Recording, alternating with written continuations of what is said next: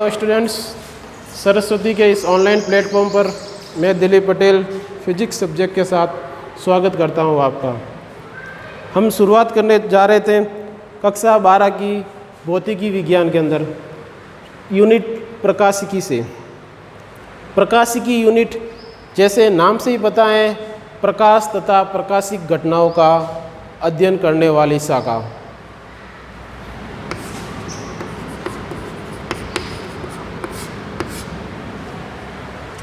भौतिक विज्ञान की ऐसी शाखा जिसमें प्रकाश तथा प्रकाश से संबंधित घटनाओं का अध्ययन किया जाता है, वह शाखा कहलाती है प्रकाशिकी। अब इस प्रकाशिकी शाखा में हम सबसे पहले शुरुआत करते हैं प्रकाश के बारे में।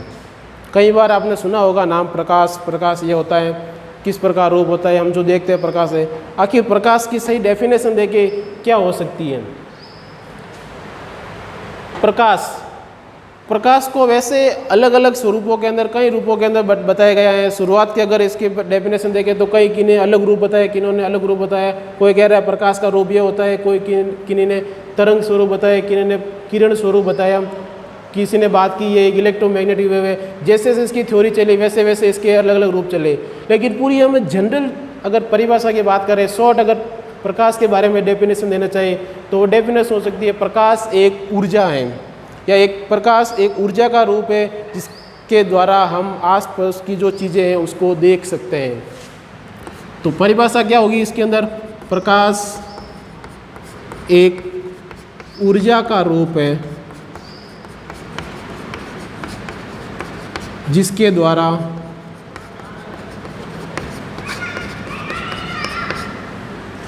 हम आस पड़ोस की वस्तुओं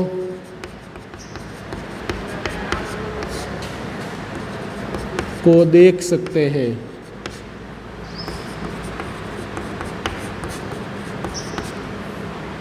तो ये बात होगी हमारे पास प्रकाश के बारे में। अब बात करें प्रकाश की प्रकृति की, किस किस की प्रकृति होती है, क्या क्या ये गुण रखता है प्रकाश की। तो प्रकाश की प्रकृति को दो भागों के अंदर डिवाइड किया हुआ है।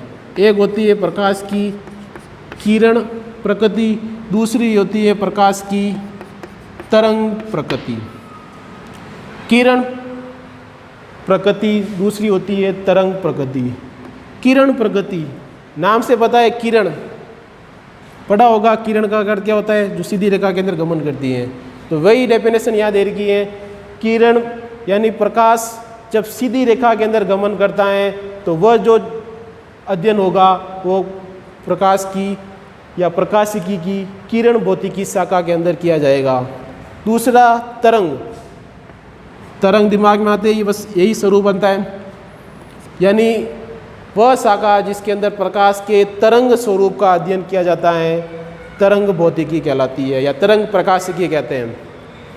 तो किरण प्रकाशिकी की बात करें,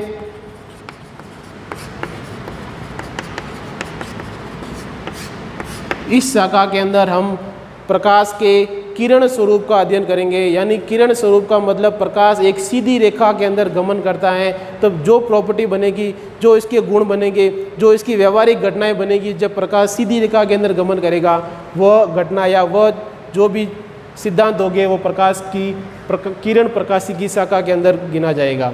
दूसरा होता है हमारे पास तरंग। इससे शाखा बनती है तरंग प्रकाशिकी। तरंग प्रकाशिकी का तात्पर्य है, जैसे इस स्वरूप को दिया गया है कि प्रकाश किरण के रूप में चलता है, लेकिन देखा गया है कि कुछ प्रकाशिक घटनाएं ऐसी होती है कि प्रकाश को किरण स्वरूप के अंदर व्यवहारिक रूप में प्रस्तुत करना सिद्ध नहीं होता है। यानी ये घटनाएं प्रकाश के किरण स्वरूप के आधार पर पॉसिबल नहीं हो पाती है। तब इसकी थ्योरी के आधार पर हाइगेन नामक वैज्ञानिक ने प्रकाश के तरंग स्वरूप को बताया। यानी उन्होंने बात की कि प्रकाश एक तरंगों के रूप में होता है। तो इस शाखा को प्रकाश जो तरंग रूप में व्यवहार करेगा तो वह शाखा कहलाएगी तरंग प्रकाशिकी। इसी दो शाखाओं के आधार पर आपके अंदर प्रकाशिकी जो यूनिट है वो दो चैप्टर के अंदर डिवाइड की हुई है, किरण प्रकाशिकी और तरंग प्रकाशिकी। हम शुरुआत के अंदर सबसे पहले बात करते हैं किरण प्रकाशिकी की। किरण प्रकाशिकी इस यूनिट को हम लेके चलेंगे किरण प्रकाशिकी के अंदर। फिर बात करेंगे इसके अंदर कि किरण, जब प्रकाश को किरण स्वरूप के अंदर माना जाता है, एक कणीय स्वरूप के अंदर माना जाता है, तब इस पर कौन कौन सी घटनाएं होती हैं। 10th क्लास के अंदर आपने पढ़ा होगा प्रकाश का परावर्तन, प्रकाश का अपवर्तन, प्रकाश का वर्ण विक्षेपण, इंद्रधनुष, नेत्र से संबंधित रोग, सूक्ष्मदर्शी, दूरदर्शी, ये जो भी चीज़ें पड़ी हुई है ये सब प्रकाश के किरण स्वरूप पर आधारित होती है। यानी इसमें प्रकाश को क्या माना जाता है, एक किरण के रूप में माना जाता है, एक सीधी रेखा के अंदर गमन करता हुआ माना जाता है। वही जो सब चीज़ें हैं वो हम यहाँ भी अध्ययन करेंगे प्रकाश को किरण स्वरूप के मान के अंदर। तो फर्स्ट हमारे पास चैप्टर शुरू कर रहे हैं हम किरण प्रकाशिकी।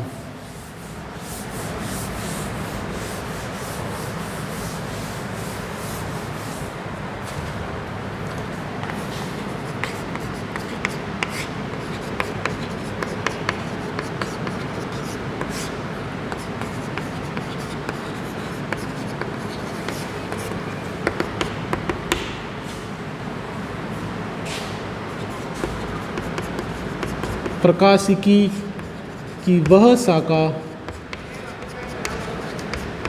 जिसमें प्रकाश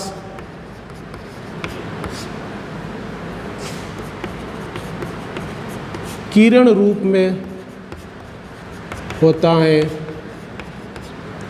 या अथवा एक किरण रूप के अंदर व्यवहार करता है, किरण प्रकाशिकी कहते हैं। इस शाखा को हम ज्यामितीय प्रकाशिकी भी कह सकते हैं।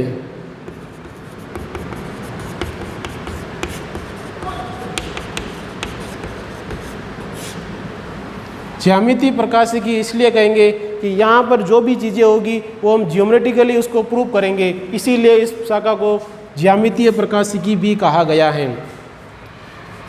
शुरुआत कर रहे हैं हम इस किरण प्रकाशिकी के अंदर प्रकाश को एक किरण स्वरूप मानकर। सबसे पहले बात करेंगे प्रकाश का परावर्तन।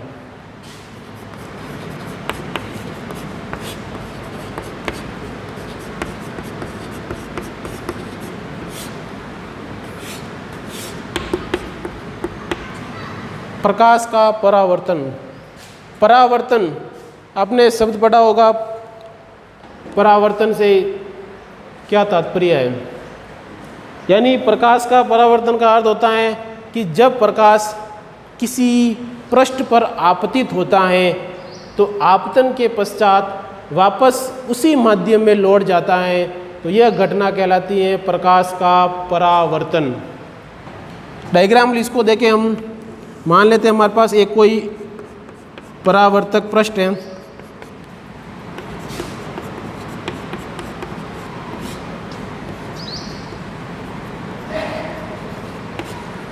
जब इस पृष्ठ पर प्रकाश आपतित होता है तो जैसे इसकी परिभाषा है, प्रकाश किसी पृष्ठ पर आपतित होता है तो आपतन के पश्चात वापस उसी माध्यम में लौट जाता है। यह हमारे पास हो गई आपतित किरण, ये हो गई हमारे पास परावर्तित किरण, और ये हमारे पास हो गया परावर्तक पृष्ठ।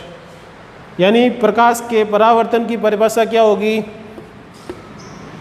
जब किसी पृष्ठ पर प्रकाश को आपतित कराया जाता है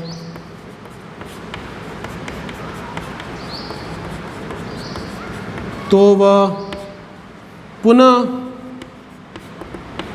उसी माध्यम में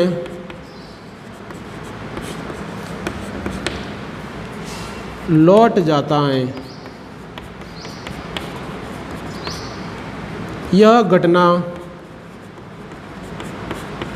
प्रकाश का परावर्तन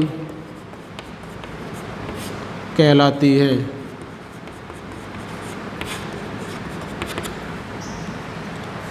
यानी जिस माध्यम के अंदर ये प्रकाश किरण आई वापस टकराकर उसी माध्यम के अंदर लौट जाती है, तो यह घटना क्या कहलाती है? प्रकाश का परावर्तन। अब इस प्रकाश के परावर्तन पर घटना पर हम दो नियम प्रस्तुत कर रहे हैं।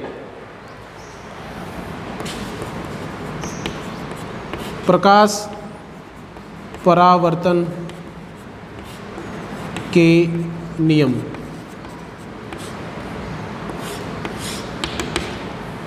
क्या नियम है? देखिए, मान लेते हैं हमारे पास ये एक प्रकाश किरण किसी पृष्ठ पर आपतित होती है। जिस पृष्ठ पर आपतित होती है, जिस बिंदु पर आपतित होती है, वहाँ से हम एक अभिलंब मानते हैं। अभिलंब से तात्पर्य होता है उस पृष्ठ से एक लंबवत तल या अपने एक लंबवत रेखा मान ली, ये होता है उसका अभिलंब। अभिलंब हमेशा किसी भी तल या पृष्ठ के लंबवत होता है। जब प्रकाश किरण किसी पृष्ठ पर आपतित होती है तो अभिलंब के साथ एक कोण बनाती है, उस कोण को बोलते हैं आपतन कोण।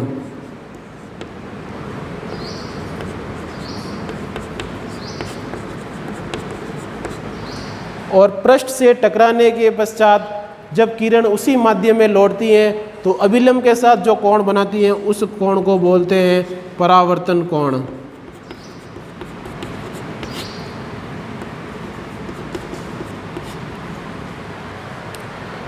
तो हमारे पास इस प्रकाश के परावर्तन के नियम के अंदर पहला नियम क्या होगा?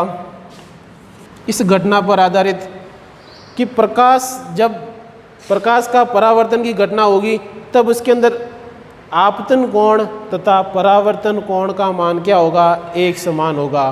पहला नियम हमारे पास बनेगा आपतन कोण I इक्वल टू परावर्तन कोण R। दूसरा नियम हमारे पास बनेगा आपतित किरण, अभिलंब तथा परिवर्तित किरण या परावर्तित किरण तीनों एक ही तल के अंदर स्थित होते हैं। तल किसे कहेंगे? तल को हम दो एक्सिस के द्वारा बना सकते हैं। जैसे हम हमारे पास एक बोर्ड है तो एक तल की तरह कार्य कर रहा है। अगर कोई किरण इस बोर्ड के तल के अंदर आपतित होती है तो टकराने के बाद वापस उसी तल के अंदर चलेगी और ये जो अभिलंब होगा वो भी इसी तल के अंदर स्थित होगा। तब हम कहेंगे आपतित किरण, अभिलंब तथा परावर्तित किरण तीनों क्या होंगे? एक ही तल के अंदर स्थित होगी। तो दूसरा हमारे पास नियम बनेगा आपतित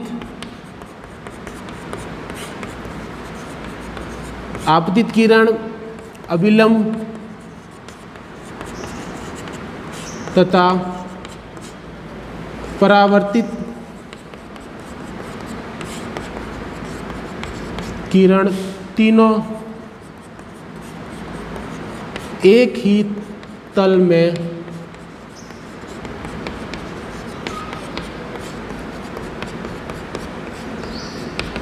स्थित होते हैं। तो हमने पहला टॉपिक पढ़ा प्रकाश का परावर्तन। प्रकाश के परावर्तन के अंदर हमने बात की कि जब प्रकाश किसी पृष्ठ पर आपतित होता है तो आपतन के पश्चात वापस उसी माध्यम में लौट जाता है, तो यह घटना कहलाती है प्रकाश का परावर्तन। डायग्राम में इसको देखें तो हमारे पास जब प्रकाश किरण किसी पृष्ठ पर या किसी बिंदु पर आपतित होती है तो जो बिंदु से टकराने के पश्चात वापस उसी माध्यम के अंदर लौट जाती है। यहाँ पर कोण I और कोण R का मान एक समान बनता है। दूसरा, आपतित किरण, अभिलंब और परावर्तित किरण तीनों एक ही तल के अंदर स्थित होते हैं। ये हो गया हमारे पास प्रकाश का परावर्तन। दूसरा, अब शुरुआत करेंगे हम अगले टॉपिक से।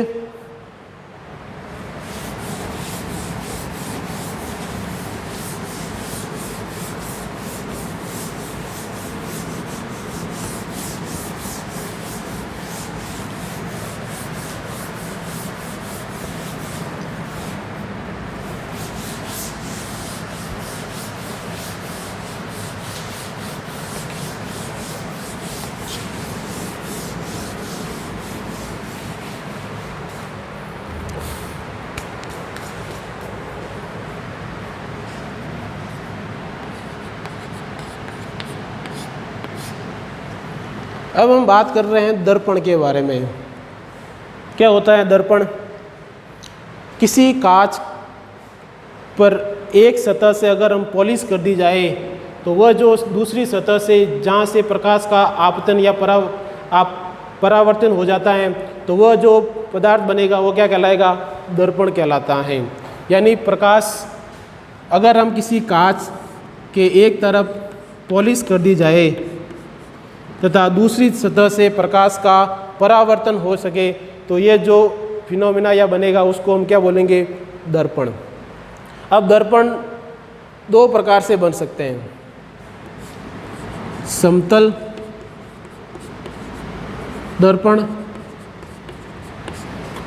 दूसरा गोलीय दर्पण।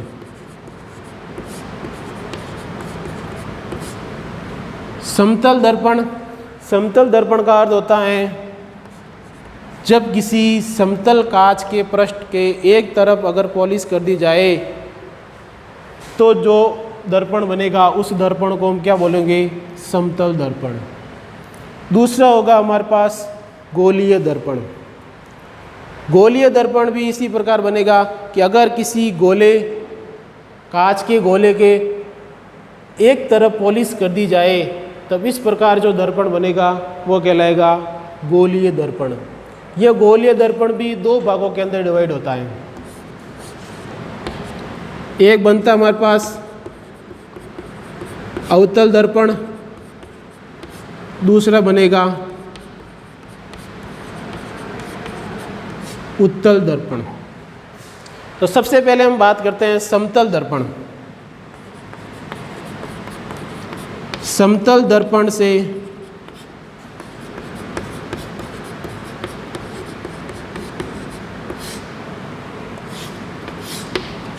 प्रकाश का किस प्रकार परावर्तन होता है।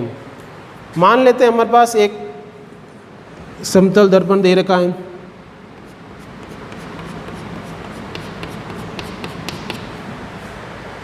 इस समतल दर्पण के सामने एक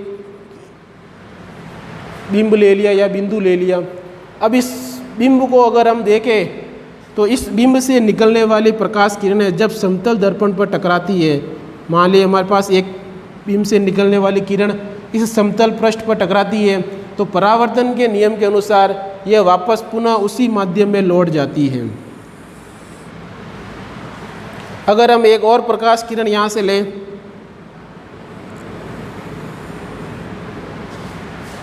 वही किरण से हम वापस उसी माध्यम में लौट जाती है। अगर इस किरण के प्रतिबिंब को पीछे की तरफ मिलाना चाहे हम तो ये किरणें एक बिंदु पर मिलती हुई प्रतीत होती हैं।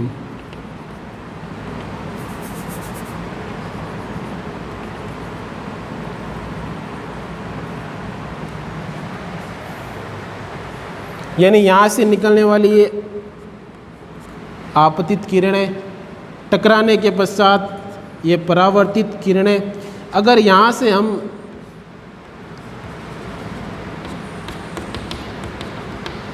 देखना चाहें इस बिंब के प्रतिबिंब को तो यह प्रतिबिंब हमें यहाँ पर आभास रूप के अंदर दिखाई देगा। यानी ये वास्तविक प्रतिबिंब न होकर इसका आभासी प्रतिबिंब दिखाई देगा। तो इसके आधार पर हम कह सकते हैं कि समतल दर्पण से हमेशा प्रतिबिंब आभासी प्राप्त होता है। साथ ही जिस रूप के अंदर ये बिंदु है उसी रूप के अंदर ये बिंदु दिखाई देगा, या कोई वस्तु हमारे पास पड़ी है तो उसी रूप के अंदर दिखाई देगी। तो कह सकते हैं ये प्रतिबिंब सीधा होगा। और इसके अंदर बात करें तो ये प्रतिबिंब पार्श्व होगा। पार्श्व से क्या तात्पर्य है कि जैसे हमारे घरों के अंदर हम सुबह सुबह कंघी करते टाइम देखते हैं, सामने जब खड़े होते हैं तब अगर हम ये हाथ ऊपर उठाते हैं तो उस सामने वाले प्रतिबिंब के अंदर देखते हैं तो वो अगर हमने राइट हैंड उठाया तो उससे वहाँ से लेफ्ट हैंड प्राप्त होगा। ऐसा क्यों होता है? क्योंकि वो एक समतल दर्पण पार्श्व प्रतिबिंब का काम कर रहा है। हम जैसे सीधा खड़े हैं, हम प्रतिबिंब के अंदर या कांच के अंदर भी हम वैसे ही सीधा ही दिखेंगे दर्पण के अंदर। वह प्रतिबिंब जो होगा आभासी प्रतिबिंब होगा। यानी समतल दर्पण से बनने वाला प्रतिबिंब आभासी, सीधा और पार्श्व होता है। साथ ही इसके अंदर बात करें, यह एक अनावर्धित होता है। अनावर्धित से क्या तात्पर्य है? अनावर्धित से तात्पर्य है कि जैसा बिंब है वैसा का वैसा प्रतिबिंब प्राप्त होगा। यानी समतल दर्पण के सामने अगर हम सीधे खड़े हो जाए, जिस प्रकार हमारा रूप है, तो वैसा का वैसा रूप समतल दर्पण के सामने दिखाई देगा। ऐसा नहीं होगा कि हम जैसा खड़े हैं सामने भी वैसा एक बड़ा कोई मोटा सा रूप दिखाई दे, या हम खड़े हैं तो एक सामने छोटा सा रूप दिखाई दे। नहीं, जितनी दूरी पर हम खड़े हैं उतनी दूरी पर अंदर दर्पण के अंदर भी होगा। तो इसका मतलब है उसके अंदर परिवर्तन किसी प्रकार का नहीं होगा, अनावर्तित होगा। यानी जैसा रूप है, जितनी दूरी से वो खड़ा है उतनी दूरी से वो प्रतिबिंब बनेगा। जिस प्रकार यहाँ जिस बिंब की हाइट है उतनी हाइट प्रतिबिंब के अंदर दिखाई देगी। तो इस प्रकार समतल दर्पण से जो प्रतिबिंब बनेगा उसके आभासी, सीधा और पार्श्व के साथ साथ अनावर्तित भी होगा। बात आ गई हमारे पास समतल दर्पण से बनने वाले प्रतिबिंब के। तो इस प्रतिबिंब के साथ में 2-3 घटनाएं भी और दिखा देते हैं कि मान लीजिए हमारे पास एक दर्पण है, समतल दर्पण की बात कर रहे हैं हम। इस समतल दर्पण के सामने अगर कोई वस्तु रखी हुई है, यह वस्तु अगर U दूरी पर रखी हुई है, h ऊंचाई की, तो जो समतल दर्पण के अंदर प्रतिबिंब बनेगा वह प्रतिबिंब भी v दूरी पर स्थित है। इसका जो ऊंचाई है उसको हमने ले लिया h डैश। तो इस समतल दर्पण के प्रतिबिंब के गुणों के आधार पर हम कह सकते हैं U = V। यानी जितनी दूरी पर समतल दर्पण से वस्तु रखी होगी, प्रतिबिंब भी समतल दर्पण से उतनी ही दूरी पर बनता हुआ प्रतीत होगा। दूसरा, जितनी ऊंचाई की वस्तु है उतनी ही ऊंचाई की हमारे पास प्रतिबिंब प्राप्त होगा।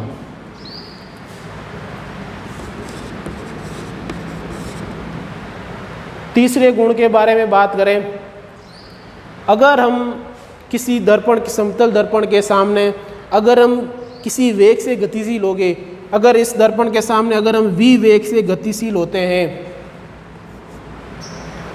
समतल दर्पण की बात कर रहे हैं हम, अगर समतल दर्पण के सामने अगर हम v वेग से गतिशील होते हैं तो हमारा प्रतिबिंब उसके दुगने 2v वेग से गतिशील होता हुआ प्रतीत होता है। जब हम दर्पण के सामने v वेग से जाएंगे तब जो प्रतिबिंब होगा वो इसके दुगने वेग से आता हुआ प्रतीत होगा। अगर हम v वेग से पीछे की तरफ जाएंगे तो प्रतिबिंब भी 2v वेग से पीछे की तरफ जाता हुआ प्रतीत होगा। और अगर इसकी बात करें, एक और गुण की बात करें समतल दर्पण से परावर्तन के बारे में, कि अगर हमारे पास कोई 2 समतल दर्पण दे रखे हैं, अगर किसी कोण पर रखे गए हैं, जैसे मान लीजिए ये हमारे पास एक समतल दर्पण है, ये एक समतल दर्पण है, इस प्रकार एक समतल दर्पण है, यहाँ से किरणें परावर्तित हो सकती हैं। ये हमारे पास एक समतल दर्पण है, यहाँ से किरणें परावर्तित हो सकती हैं।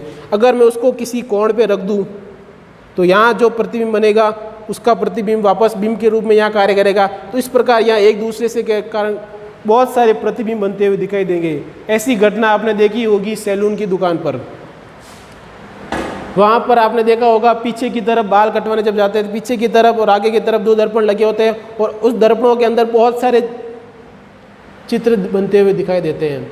यह घटना इस कारण होती है क्योंकि उन 2 दर्पणों को हल्का सा एंगल पर रखा हुआ होता है।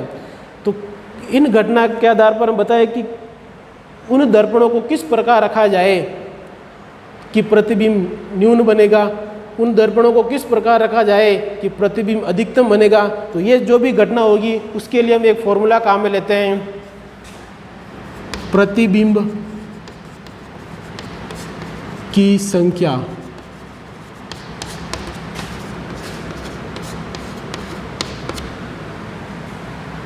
जब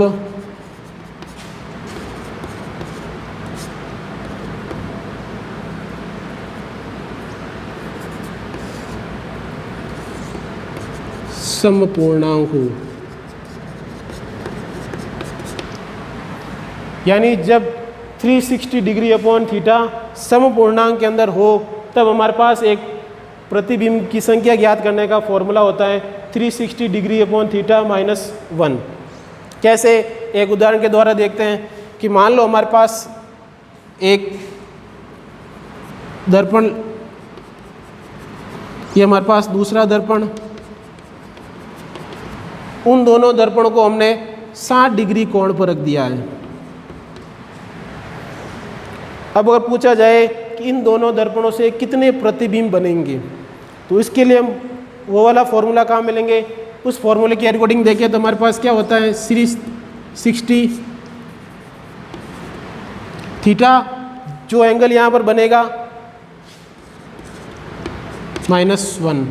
तो यहाँ देखिए 5, यानी अगर दो दर्पण समतल 60 डिग्री कोण पर रखे गए हैं तो उनसे बनने वाले प्रतिबिंबों की संख्या होगी 5।